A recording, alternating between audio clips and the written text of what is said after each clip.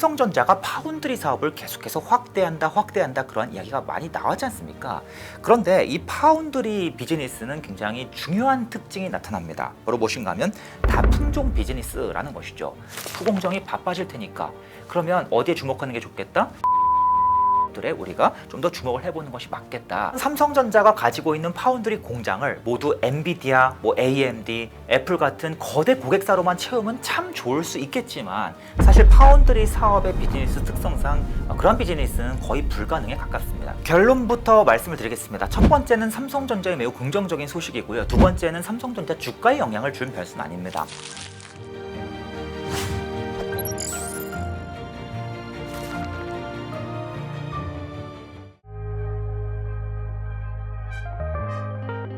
결론부터 말씀을 드리겠습니다. 첫 번째는 삼성전자의 매우 긍정적인 소식이고요. 두 번째는 삼성전자 주가에 영향을 준 변수는 아닙니다. 자, 그 이유가 무엇인가 하면 삼성전자가 파운드리 사업을 계속해서 확대한다 그런 이야기가 많이 나오지 않습니까? 그런데 이 파운드리 비즈니스는 굉장히 중요한 특징이 나타납니다. 바로 무엇인가 하면 다품종 비즈니스라는 것이죠.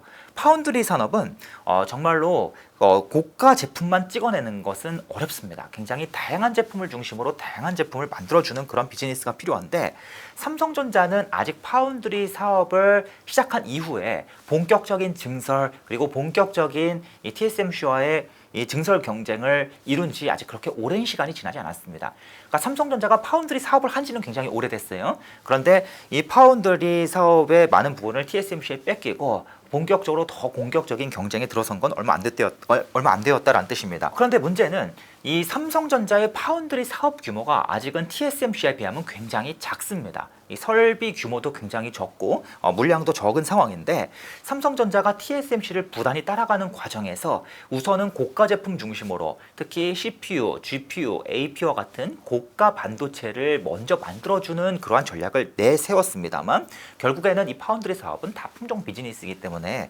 그렇지 않은 다양한 제품들까지 차량용 반도체 그리고 전력 반도체 다양한 제품까지 확대할 수밖에 없는 상황이었거든요. 그런데 사실 최근에 작은 기업들의 수주까지 확대되는 그러한 트렌드도 이 계속해서 제품의 종류를 늘려나가는 그러한 방향 중 하나이지 이게 꼭 안 좋은 소식으로 해석되거나 그러할 이유는 전혀 없다라고 좀 말씀을 드려볼 수가 있겠고요. 물론 삼성전자가 가지고 있는 파운드리 공장을 모두 엔비디아, AMD, 애플 같은 거대 고객사로만 채우면 참 좋을 수 있겠지만 사실 파운드리 사업의 비즈니스 특성상 그런 비즈니스는 거의 불가능에 가깝습니다. 결국에는 빈 공간이 계속해서 많이 남을 수밖에 없고 자잘한 제품들로 채워나가서 더욱더 영향을 강화시키는 방법으로 갈 수밖에 없기 때문에 지극히 정상적인 과정이다. 우리가 무언가 해석까지 해야 될 그러한 상황은 아니다라고 좀 말씀을 드려볼 수 있겠습니다. 그래서 이 이야기를 안 그래도 또 구독자분들께서 질문을 주신 적이 있었습니다. 그런데 되려 우리는 이렇게 생각을 해야 합니다. 어차피 파운드리 사업은 다품종 비즈니스야. 그런데 문제가 있습니다, 여러분. 삼성전자가요, 몇 가지 제품을 만들다가 더 다양한 제품, 더 잡다한 제품까지 막 만들게 되면 어떤 문제가 생기냐? 몇몇 개 제조 공정에서는 이걸 다 해줄 수가 있어요.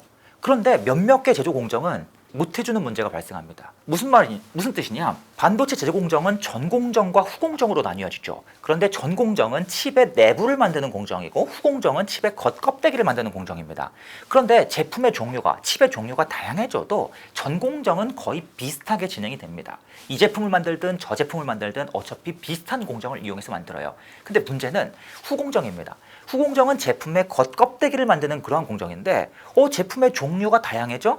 그러면 제품마다 껍데기를 따로 씌워야 돼. 이번에는 이러한 모양으로 껍데기를 만들어야 되고 이번에는 저러한 모양으로 껍데기를 만들어야 돼. 그래서 굉장히 일손이 바빠지기 시작한다라는 것입니다. 그래서 제품의 종류가 다양해질수록 후 공정을 삼성이 직접 다 처리하지 못하는 문제가 생깁니다. 그래서 되려 저희는 이처럼 삼성이 다양한 제품들로 확대되는 이러한 트렌드를 좋다 안 좋다로 평가할 것이 아니라 어떻게 해석하는 것이 맞겠습니까? 후 공정이 바빠질 테니까. 그러면 어디에 주목하는 게 좋겠다? 후 공정을 대신 수행해주는 후 공정 외주 기업들에 우리가 좀 더 주목을 해보는 것이 맞겠다. 이렇게 해석을 할 수가 있겠다는 것입니다. 그래서 이 후 공정을 전문적으로 진행해주는 외주 후 공정 기업이 계속해서 제품군을 다양화하고 있죠. 대표적으로 두산 테스나라는 기업이요. 과거에 이 삼성전자가 만드는 여러 가지 반도체 중에서도 스마트폰용 AP를 중심으로 우리가 후 공정을 대신해 줄게. 그리고 나서 스마트폰에 들어가는 카메라를 중심으로 또 우리가 후공정을 대신해 줄게. 그래서 스마트폰용 AP와 스마트폰용 카메라를 중심으로 우리가 뭔가를 대신해 줄게, 후공정 중 일부를 대신해 줄게, 이러한 사업을 했는데 최근 들어서는 삼성의 파운드리가 우리는 이제 차량용 반도체도 만들 거고 이것저것 다 만들 거야. 이처럼 제품의 종류가 다양해지니까 우리가 이거 후공정 다 못하겠어. 이거 누가 해줄래? 그래서 어떻습니까? 두산 테스나가 앞서서 차량용 반도체 후공정 사업을 빠르게 확대하는 모습이 나타나고 있는 것입니다. 그래서 두산 테스나가 최근에 차량용 반도체의 후공정 비중을 급격하게 늘리면서 이 매출 비중이 과거에 불과 2, 3년 전만 해도 한 자릿수였는데 최근에는 10%에서 20%대까지 빠르게 올라온 상황이고 이게 실적의 성장 동력이 되고 있다. 그래서 우리는 그러한 수에 좀 주목을 하는 것이 맞겠다라고 말씀드릴 수가 있겠습니다. 참고로 반도체를 만드는 과정에서 전공정이 있고 후공정이 있는데 후공정은 칩의 종류가 다양해질수록 삼성이 다 못한다라고 말씀을 드렸어요. 그런데 이 후공정이랑 또 비슷한 영역이 또 어디에 있는가? 전공정, 후공정 앞에 칩의 설계 단계에서도 이러한 모습이 나타납니다. 칩을 제조하기에 앞서서 이 칩을 재설계하는 과정이 있습니다. 즉 삼성전자가 더 다양한 제품을 만들어주기 위해서는 이 다양한 제품들을 어떻게 만들지 제조 설계 도면을 미리 그리는 과정이 필요한데 이 과정에서 어떻습니까? 제품의 종류가 많아지면 많아질수록 설계 도면을 더 다양하게 많이 그려야 되는, 그래서 일손이 너무나 바빠지는 그러한 문제가 생깁니다. 그래서 이러한 설계 도면 작업도 또 외주를 주게 되는데 이러한 기업들로는 대표적으로 AD 테크놀로지와 같은 디자인하우스 기업들도 있다라고 좀 말씀을 드려볼 수 있겠습니다. 그래서 우리는 그런 영역에 주목하는 것이 더 좋겠다라고 좀 결론을 요약해드리도록 하겠습니다. 이게 전방 산업이 무조건 성장할수록 반도체 기업들도 더 많은 제품을 팔 수 있긴 있죠. 그래서 PC 산업이 계속 정체 상태야, 스마트폰 산업이 정체 상태야, 이게 분명히 어느 정도 아쉬운 요인일 수 있겠습니다. 그런데 좀 재미있는 특징이 무엇인가 하면 메모리 반도체는요, 삼성과 하이닉스가 만드는 메모리 반도체는요, PC용 메모리 반도체, 스마트폰용 메모리 반도체, 인공지능용 메모리 반도체 종류가 세분화되어 있긴 한데요. 어떤 특징이 나타나는가? 이들 제품을 따로 별도의 공장에서 따로 만드는 것이 아니라 한 개의 공장에서 이들 제품을 동시에 찍어내는 그런 특징이 있습니다. 그래서 새우깡 만드는 전용 라인, 초코파이 만드는 전용 라인이 있는 것이 아니라 하나의 라인에서 동시에 여러 개의 과자가 나온다라고 생각하시면 돼요. 그래서 이게 어떤 특징이 나타나냐면 비록 PC 산업의 수요는 정체되어 있고 스마트폰 산업의 수요는 정체되어 있지만 인공지능 산업의 수요가 빠르게 증가한다면 어떤 일이 벌어지겠습니까? 기존의 메모리 반도체 라인에서 여러 가지 메모리 반도체를 동시에 찍어냈는데 이제는 인공지능 반도체를 더 많이 만들어야 되는 그러한 상황이 펼쳐집니다. 그럼 어떤 일이 벌어지겠습니까? HBM용 메모리 반도체를 더 많이 찍어내게 되면 상대적으로 PC용 메모리 반도체, 스마트폰용 메모리 반도체는 더 적게 찍어낼 수밖에 없는 그러한 특징이 나타납니다. 그럼 어떤 일이 벌어지겠습니까? 수요는 계속해서 꾸준한데 공급이 점점 부족해지기 시작하는 그런 효과가 나타나는 것입니다. 그래서 이 PC 산업과 스마트폰 산업의 성장은 정체되어 있지만 여기에 팔리는 메모리 반도체는 계속해서 상승과 하락이 반복되는 이 커다란 사이클을 그리는 그러한 특징이 나타나는 것이고, 우선 메모리 반도체 가격이 튀기 시작하면 결국에는 PC용 메모리 반도체도 스마트폰용 메모리 반도체도 모두 함께 다 같이 튀는 것이구나라고 이해를 하는 것이 옳겠습니다. 그래서 인공지능용 메모리 반도체 가격이 조금 더 빨리 오르기는 하지만 결국에는 점점 공급이 부족해지는 PC용 메모리 반도체, 스마트폰용 메모리 반도체도 가격이 점점 따라서 함께 튀기 시작하기 때문에 이 메모리 반도체의 상승 사이클이 굉장히 크게 나타나는 것이고, 이 종류와 상관없이 모든 종류의 메모리 반도체가 다 함께 가격이 가파르게 오르게 되고, 야, 인공지능용 메모리 반도체 네가 2배 튀었어? 그럼 우리 PC용도 2배 튀는 거야. 그렇게 다 함께 움직이는 것이다 라고 좀 이해를 하시는 것이 옳겠습니다. 그래서 사실 PC와 스마트폰 시장의 수요는 그렇게까지 중요하게 추정을 하지 않고요. 다만 지금보다는 좀 더 좋아지겠지, 그러한 관점 정도로만 보셔도 어차피 가격은 다 함께 튀기 때문에 크게 중요하진 않다라고 말씀을 드릴 수가 있겠습니다. 그래서 PC, 스마트폰 업황까지 다 함께 공급이 부족해지는데 공교롭게도 인공지능용 반도체뿐만 아니라 PC, 스마트폰 시장도 함께 살아나면서 수요가 더 가파르게 증가하기 시작하면 그때는 정말 모든 반도체가 정말 큰 공급 부족으로 가면서 대규모 빅 슈퍼 사이클이 나타나는 것이고, 인공지능용 반도체만 수요가 왕창 증가하고 PC 산업과 스마트폰 산업이 그냥 전향이면 적당한 수준의 이 상승 사이클이 나타나는 것이다. 그럼에도 불구하고 어쨌든 상승 사이클은 나타난다라는 관점으로 우리가 반도체 산업에 접근하면 되겠습니다.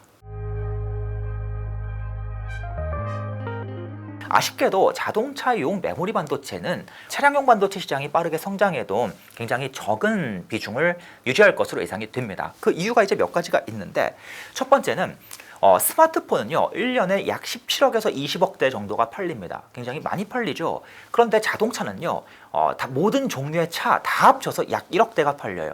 근데 이게 어떤 특징이 있냐면, 모든 스마트폰에는 다 메모리 반도체가 들어가요. 근데 자동차는요 고사양 자동차, 뭐 중저가 자동차, 그리고 저기 아프리카에 돌아다니는 3륜 자동차, 이런 것까지 다 합해서 1억 대입니다. 근데 이 자동차에는 메모리 반도체가 들어간 녀석도 있고 안 들어간 녀석도 있고 굉장히 안 들어간 녀석이 많다라는 것이고요. 또 한 가지는 이 자동차에 들어가는 메모리 반도체는 아직까지는 용량이 비교적 적습니다. 적다 보니까 여기에 팔리는, 이 자동차 시장에 팔리는 메모리 반도체 양이 굉장히 적은 것이죠. 그래서 이 비중이 굉장히 좀 빠르게 성장은 하지만 너무나 비중이 적어서 메모리 반도체 산업 전체 영향을 주기는 좀 어렵다라고 예측이 되고 있고, 이 예측이 앞으로도 한 5년에서 7년은 유효할 것으로 예상이 되고 있습니다. 오히려 이 자동차용 메모리 반도체보다 더 큰 의외의 산업이 어디인가, 바로 게임기 시장입니다. 게임기에도 메모리 반도체가 요즘에 많이 들어가기 시작했어요. 게임의 사양이 높아지면서 뭐 플레이스테이션이나 위와 같은 게임기 많이 하시지 않습니까? 그렇죠? 여기에 들어가는 메모리 반도체가 오히려 더 많기 때문에 자동차용 메모리 반도체보다 더 큰 시장으로 인식이 되고 있습니다만, 그럼에도 여전히 이 전체 산업 대비 약 2% 정도를 차지하기 때문에 그렇게까지 중요하게 인식되진 않고 있다. 아직은 서버, 그리고 많은 분들께서 좋아하시는 인공지능이다라고 좀 답변을 드릴 수 있겠습니다. 이번에는 인공지능이 계속해서 근래 1, 2년 동안 핫하지 않습니까? 그런데 이제 다음번 사이클 때는 또 메타버스가 핫할 수도 있고, 아무튼 서버에 관련된 신산업이 계속해서 등장할 것으로 예측이 되고 있으니까요. 이쪽 산업도 한번 공부해 보시면 좋을 것 같습니다. 이 반도체 산업의 규모가 워낙 거대하고 이슈들도 많기 때문에 계속해서 끊임없이 여러분께서 공부하실 내용이 정말 많습니다. 그래서 이러한 내용은 제 블로그에 오셔서 블로그의 글들을 읽어보시거나, 또는 제 텔레그램 채널 다 무료입니다. 뭐 돈 받고 하는 거 아니니까요. 언제든지 오셔서 계속해서 이슈를 업데이트 하실 수 있도록 또 여러분께 도와드리도록 하겠습니다. 아무쪼록 오늘 영상 시청해 주셔서 너무나 감사드리고요. 또 다음에 기회가 되면 시청자 여러분께 인사를 드리도록 하겠습니다.